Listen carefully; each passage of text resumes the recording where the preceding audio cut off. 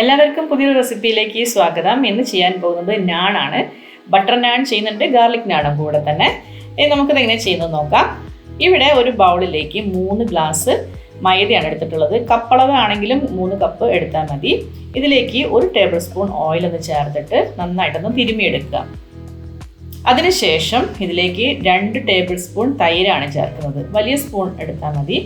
അതിൽ 2 table spoon തൈരും അതേ സ്പൂൺ തന്നെ 2 സ്പൂൺ പാലും ചേർക്കുന്നുണ്ട്. ഇനി ഇതിലേക്ക് 1 ടീസ്പൂൺ ബേക്കിംഗ് പൗഡറും 1/4 ടീസ്പൂൺ ബേക്കിംഗ് സോഡയും അതുപോലെ 1 ടീസ്പൂൺ ഉപ്പും ഇത്രയും ചേർത്തിട്ട് അതിൻ്റെ കൂടെ പഞ്ചസാരയും വേണം. 2 ടീസ്പൂൺ പഞ്ചസാരയും ചേർത്ത് കൊടുക്കുക. എല്ലാം കൂടെ നന്നായിട്ടൊന്ന് മിക്സ് ചെയ്തെടുക്കുക. അതിനുശേഷം അതിലേക്ക് പാകത്തിന് വെള്ളം നമ്മളൊരു 1/2 കപ്പോളം എടുത്ത് വെക്കുന്നുണ്ട്. അതിലേക്ക് കുറേശ്ശെ ഒഴിച്ചിട്ട് നമ്മുടെ കയ്യിൽ ഒട്ടുന്ന ഒരു പരുവുണ്ടല്ലോ, ആ ഒരു പരുവത്തിന് നന്നായിട്ടൊന്ന് കുഴച്ചെടുക്കുക. വെള്ളം ഒരുപാട് കൂടി പോകരുത്.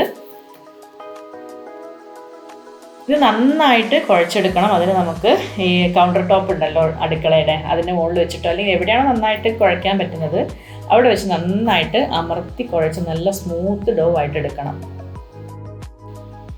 ഇനി ഈ മാവ് നമുക്ക് കുറച്ച് നേരം റെസ്റ്റ് ചെയ്യാൻ വെക്കണം. 1 മണിക്കൂർ മുതൽ 2 മണിക്കൂർ വരെ പാടുള്ളൂ. അതിൽ കൂടുതലായിട്ടുണ്ടെങ്കിൽ ഒരുപാട് സോഫ്റ്റ് ആയി പോകും. അപ്പോൾ നമ്മൾ പരത്തി വരുമ്പം അതിന് ഒരു നമ്മുടെ നാൻ്റെ സ്ട്രക്ചർ കിട്ടില്ല. അത് കാരണം നമ്മൾ 1 മണിക്കൂറിൽ തന്നെ എടുക്കുന്നതാണ് നല്ലത്. അപ്പോൾ അതിന് വേണ്ടിയിട്ട് ഞാനൊരു കവറിലേക്ക് ഇരിക്കുന്ന മാവ് മൂടി വെച്ചിട്ട് എടുത്തു വെക്കുന്നുണ്ട്. 1 മണിക്കൂറിന് ശേഷമാണ് ഞാൻ എടുത്തത്. അപ്പോഴേക്കും നല്ല സോഫ്റ്റ് ആയിട്ട് വന്നിട്ടുണ്ട്. ഇനി ഇതിൽ ഈ ഒരു സമയത്ത് നമുക്ക് വെള്ളം കൂടുതലായി നമുക്ക് ലൂസ് കൂടുതലായിട്ട് തോന്നുകയാണെങ്കിൽ കുറച്ച് മൈദപ്പൊടി ചേർത്തിട്ട് ഒന്ന് കുഴച്ചെടുത്താൽ മതി. ഇനി ഇത് ചെറിയ ബോളാക്കി മാറ്റുക. വളരെ ചെറുത് മതി, ഒരുപാട് വലിയ ചപ്പാത്തിൻ്റെ അത്ര വലിപ്പമൊന്നും വേണ്ട. നന്നായിട്ട് ആ ബോൾ ഉരുട്ടുമ്പോൾ നല്ല സ്മൂത്തായിട്ട് ഉരുട്ടിയിരിക്കണം. അപ്പോൾ ഞാൻ എല്ലാ നമ്മുടെ ബോളും ഇതേപോലെ ഉരുട്ടി അതിൽ നിന്ന് ഒന്നെടുത്തിട്ടുണ്ട്. ഇതേപോലെ പരത്തി ഒരു സൈഡ് ഒന്ന് വലിച്ചു കൊടുക്കണം. അതിനുശേഷം ആ മോൾ ഭാഗത്ത് കുറച്ച് വീതി കൂടിയ രീതിയിൽ ഒന്ന് പരത്തി കൊടുക്കുക. ഇതാണ് നാണിൻ്റെ ഷേപ്പ് എന്ന് പറയുന്നത്. അപ്പോൾ ഇതാണ് നമ്മുടെ പ്ലെയിൻ നാണ്. ഞാനിപ്പോൾ ഉണ്ടാക്കിയത് പ്ലെയിൻ നാണാണ്. ഇനി ഇതിൻ്റെ മുകളിൽ കുറച്ച് മല്ലിയില തൂവി അങ്ങനെ ചെയ്യാൻ പറ്റും. മല്ലിയില കൂടെ ചേർത്തിട്ട് പരത്തുമ്പോൾ തന്നെയാണ് നമ്മൾ ഇട്ട് കൊടുക്കുക. പിന്നെ മല്ലിയിലേൻ്റെ കൂടെ നമ്മുടെ വെളുത്തുള്ളി വളരെ കുഞ്ഞിതായിട്ട് കട്ട് ചെയ്ത് ഇട്ടതോ അല്ലെങ്കിൽ നന്നായിട്ട് ചീകിയതോ ഒക്കെ ആയിട്ട് ഉള്ള ആ ഒരു വെളുത്തുള്ളി ഇതിനകത്ത് ചേർത്തിട്ട് നന്നായിട്ട് പരത്തിയിട്ടുണ്ടെങ്കിൽ നമുക്ക് ഗാർലിക് നാണുമായി. പിന്നെ ഞാൻ ഈ ഒരു നാൺ ചുട്ടെടുക്കുന്നത് എൻ്റെ അടുത്തുള്ള പഴയ ഒരു നോൺ സ്റ്റിക്ക് തവയിലാണ്. കാരണം നമ്മൾ ഇത് തീയിലേക്ക് തിരിച്ചു വെച്ചിട്ടാണ് നമ്മൾ ചുട്ടെടുക്കുന്നത്. അതുകൊണ്ട് പുതിയ തവയൊക്കെ ആണെങ്കിൽ സാധാ ചപ്പാത്തി ഉണ്ടാക്കുന്നത് പോലെ തന്നെ തിരിച്ചു മറിച്ചു വിട്ടിട്ട് വേവിച്ചെടുത്താൽ മതി. പിന്നെ നമ്മുടെ ബട്ടർ നേരത്തെ റെഡിയാക്കി വെക്കണം. ബട്ടർ ഒന്ന് ഉരുക്കി വെച്ചാൽ മതി. നമുക്കിത് ഉണ്ടാക്കി കഴിയുമ്പോൾ പെട്ടെന്ന് തേച്ച് കൊടുക്കണം. അപ്പോൾ ഞാനൊരു നാൺ എടുത്തിട്ടുണ്ട്. അപ്പോൾ അതിൻ്റെ പുറം ഭാഗം ഇതേപോലെ നമ്മുടെ സാധാ വെള്ളം കൊണ്ട് നന്നായിട്ട് തേച്ച് കൊടുക്കണം. നമുക്ക് പാനിലേക്ക് ഒട്ടിക്കാനുള്ളതാണത്. അതുകൊണ്ട് എല്ലാ ഭാഗവും നന്നായിട്ട് വെള്ളം കൊണ്ട് തടവി കൊടുക്കുക. ഇനി ഇത് ചൂടായ തവയിലേക്കാണ് ഇട്ട് കൊടുക്കുന്നത്.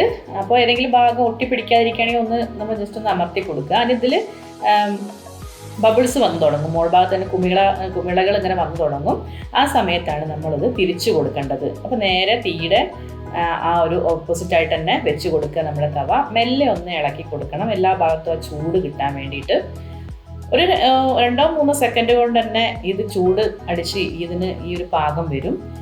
അപ്പോൾ ഇതാണ് നമ്മുടെ ആദ്യത്തെ നാണ്. ഫസ്റ്റ് നാൺ റെഡി ആയിട്ടുണ്ട്. ഇനി ഇതിൻ്റെ അകത്തേക്ക് നമ്മൾ ഈ ചൂടോട് തന്നെ ബട്ടർ തേച്ച് കൊടുക്കണം. അപ്പോൾ 2 ഭാഗം നല്ലതായിട്ട് ആയിട്ടുണ്ട്. പെട്ടെന്ന് ആക്കിയെടുക്കാൻ പറ്റുന്നൊരു ഐറ്റമാണ് കേട്ടോ നാണെന്ന് പറയുന്നത്. അപ്പോൾ നമ്മൾ സാധാ തവയിലാണെങ്കിൽ ഇത് നേരെ തിരിച്ചിട്ടിട്ട് റെഡിയാക്കി എടുത്താൽ മതി. ഞാൻ പറഞ്ഞല്ലോ എൻ്റെ തവ പഴയതാണ്, ഞാൻ അതിനെ ഒന്ന് മിനുക്കിയെടുത്തതാണ്. അതുകൊണ്ടാണ് ഞാൻ ഈ ഒരു തവ യൂസ് ചെയ്യുന്നത്.